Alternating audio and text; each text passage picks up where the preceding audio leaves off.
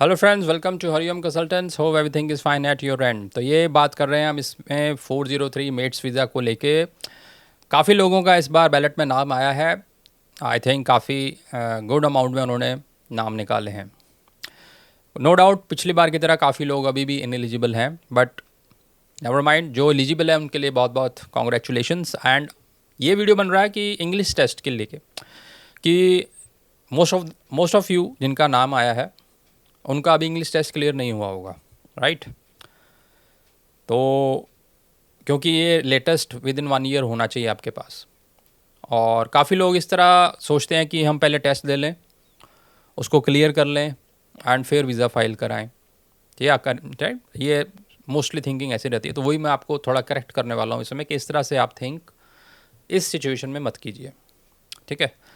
तो इसमें करना क्या चाहिए, कब आपको फाइल करना चाहिए, इसका वेट, रिज़ल्ट का वेट करना चाहिए या नहीं, व्हाट इज़ द लॉजिक, तो वो मैं आपको इसको समय समझाऊंगा। पूरा वीडियो एंड तक आप ज़रूर देखें, बहुत इंपॉर्टेंट इन्फॉर्मेशन है।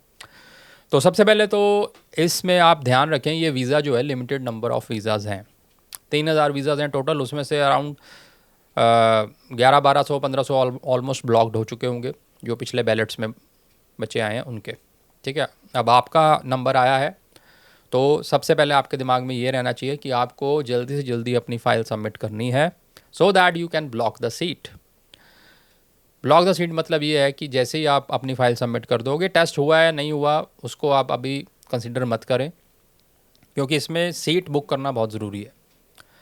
अगर आप टेस्ट के चक्कर में लगे रहोगे और कोई पहले फ़ाइल कर गया तो वो स्लॉट तो फिल हो जाता है ना, ठीक है, राइट? तो होता ऐसे है कि जैसे ही आप सबमिट करते हैं फ़ाइल तो आपके नाम पर हैप आईडी जनरेट हो जाता है and that seat gets blocked in your name. अब जब तक आपके सारे डॉक्यूमेंटेशन सब चीज़ें नहीं हो जाती तब तक वो आपको ग्रांट नहीं करेंगे, और अगर जैसे ही पूरी होती हैं आपको ग्रांट हो जाएगा। दैट मीन्स आपने एक टिकट रिज़र्व कर ली, अपनी सीट बुक कर ली, और उसके लिए फिर डॉक्यूमेंटेशन के लिए आप काम कर रहे हैं, और उसमें जो मेन डॉक्यूमेंट आपका रह गया है वो है इंग्लिश टेस्ट, ठीक है? तो वो आप कहेंगे कैसे करा जाए, प्रोसेसिंग जल्दी ना हो जाए, उसमें डिले क्या चक्कर है, कैसे करें ऐसे? तो उसका सही तरीका ये है कि जल्दी से जल्दी आप हमें अपने डॉक्यूमेंट्स भेजें so that we can file your visa. वो हम फाइल कर देंगे। जैसे हम फाइल करेंगे आपका हैप आईडी जनरेट होकर आपके लिए मेडिकल टेस्ट का लेटर आएगा। उस मेडिकल टेस्ट को कराने के लिए आपके पास 28 डेज़ का टाइम होता है, राइट? और मेरे हिसाब से आप जैसे लेवल के लिए, जिस लेवल पर आप हैं, 28 दिन बहुत हैं पीटी या आइल्स जैसे टेस्ट को क्लियर करने के लिए, ठीक है? तो आपको करना क्या है, आपको फ़ाइल लगानी है, मेडिकल हैप आईडी जनरेट हो जाएगा, एंड मेडिकल टेस्ट अपना इंग्लिश टेस्ट क्लियर करना है इन 20 दिन में। 20-22 दिन तैयारी करके आप टेस्ट दीजिए और उसके बाद आपका स्कोर कार्ड आ जाएगा, उसके बाद आप मेडिकल दीजिए, फिर आपकी प्रोसेसिंग स्टार्ट होगी। अब ऐसा क्यों कह रहा हूँ, क्योंकि processing of visa starts when you clear your health test. जब तक आपका हेल्थ क्लियरेंस नहीं होगी तब तक आपकी फ़ाइल स्टार्ट ही नहीं होती, क्यू में नहीं लगती प्रोसेसिंग के, ठीक है?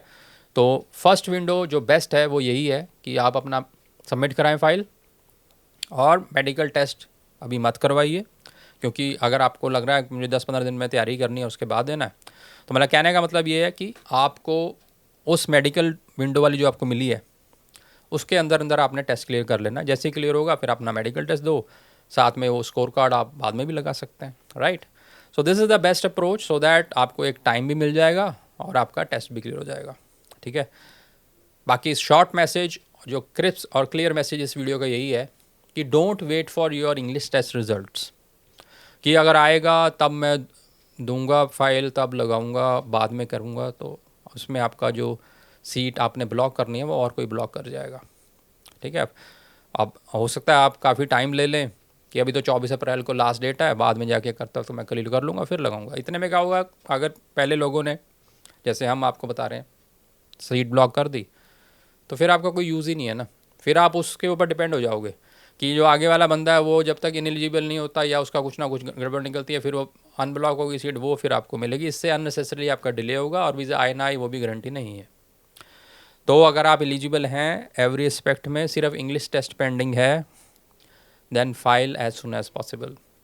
बाकी अपनी फ़ाइल एक्सपर्ट हैंड से ही हैंडल करवाएं, लाइक अस।